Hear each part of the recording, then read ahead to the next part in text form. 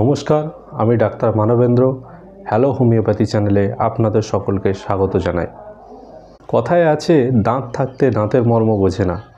কথাটা একদম খাঁটি কথা।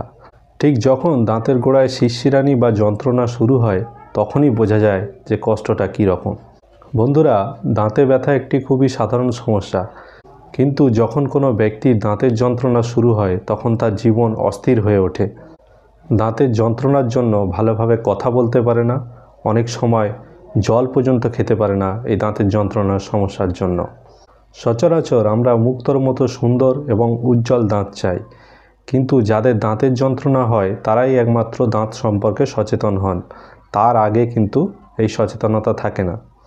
বর্তমানে টিভিতে দাঁত সুন্দর করার জন্যে, শক্তিশালী করার জন্যে এবং মুক্তোর মতো উজ্জ্বল করার জন্যে অনেক বিজ্ঞাপন দিয়ে থাকে, কিন্তু একটা কথা মাথায় রাখতে হবে, শুধুমাত্র টুথপেস্ট কিন্তু দাঁতের সমস্যা দূর করতে পারে না।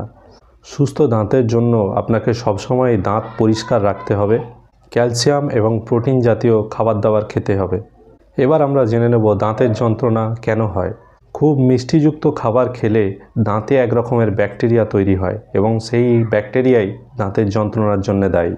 নিয়মিত দুবেলা না দাঁত পরিষ্কার করলে দাঁতের যন্ত্রণা হতে পারে। মাড়ির কিছু রোগ বা সংক্রমণ থাকলে দাঁতকে সংবেদনশীল করে তোলে এবং দাঁতের যন্ত্রণা সৃষ্টি হতে পারে। ঘুমের মধ্যে যাদের দাঁত কড়মড় করা অভ্যাস আছে, তাদের এই অভ্যাসের জন্যেও কিন্তু দাঁতের যন্ত্রণা হতে পারে। আমাদের মধ্যে অনেকেই আছেন যারা দাঁতের যন্ত্রণা শুরু হলেই ডেন্টিস্টের কাছে দেখাতে যান, তবে অনেকে এমনও আছেন যাদের ডেন্টিস্টের কাছে যাওয়ার সামর্থ্য থাকে না বা সঠিক স্থানে ডেন্টিস্ট উপলব্ধ না হওয়ার কারণে যন্ত্রণা বাড়িতে বসেই সহ্য করতে হয়।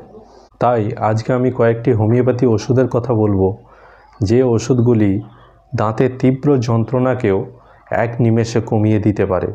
প্রথম মেডিসিন হলো মার্কসল। আমার অভিজ্ঞতা থেকে এই ওষুধটি দাঁতের যন্ত্রণার জন্য সবচেয়ে কার্যকরী। আমি দেখেছি অনেক তীব্র যন্ত্রণাও এই ওষুধটি খুব তাড়াতাড়ি কমিয়ে দিতে পারে। যেখানে অ্যালোপ্যাথি ওষুধ কোনো কাজ করতে পারে না, সেখানে এই ওষুধটি খুব তাড়াতাড়ি দাঁতের যন্ত্রণা কমিয়ে আনতে পারে।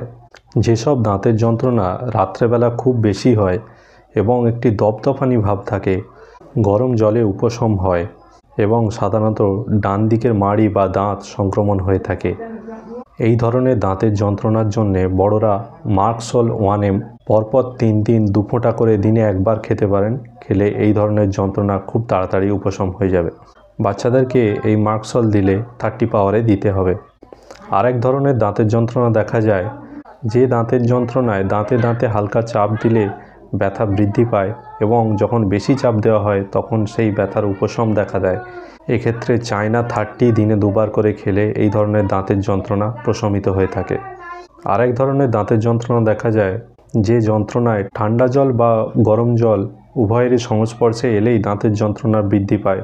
এসব ক্ষেত্রে সালফার 200 পরপর 3 দিন সকালবেলা খালি পেটে 2 ফোঁটা করে খেতে থাকলে এই ধরনের দাঁতের যন্ত্রণা উপশম হয়।